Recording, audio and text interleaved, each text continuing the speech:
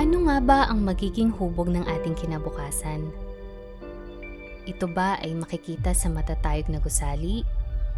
Ano nga ba ang kinabukasan na iiwanan natin sa ating mga kabataan? Ang mga sali-salising kalsada, nagtataas ang mga gusali, at pasikot-sikot ng mga eskinita sa mga komunidad. Ang mga ito ay naging piping saksi sa mga pagsubok ng ating lungsod sa matagal na panahon. Hindi naririnig ang sigaw ng mga tao tungo sa pagbabago. Sa gitna ng pagsubok, nawawalan ng kasiguraduhan ang kinabukasan.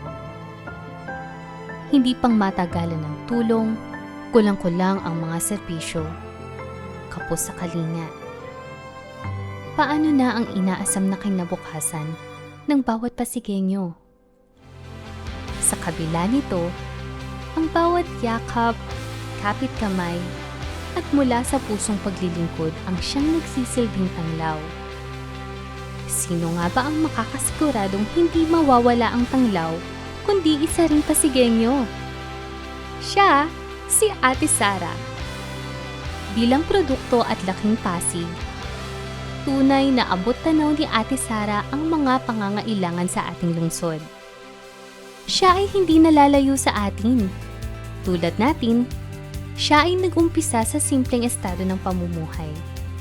Siya ngayon ay mamumuno sa paglalayag ng bawat Pasigueño patungo sa pagiging ekstraordinaryo. Sandata niya ang kanyang karanasan sa mga pagsubok ng buhay at pagnenegosyo, kabataan, kalinisan, kabuhayan, kaligtasan, at kalusugan para sa kaunlaran. Ganyan ang kumpleto at komprehensibong pamumuhay na gusto ni Ate Sara para sa lahat. Ang hangarin ni Ate Sara ay makarating tayo sa siguradong ligtas at mapagkalingang lungsod. Ito ay para sa kinabukasang may lawak, laki at lalim.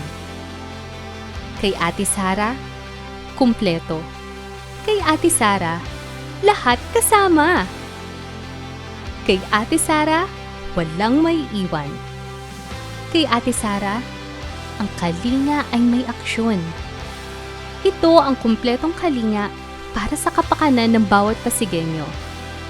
Yan si Ate Sara.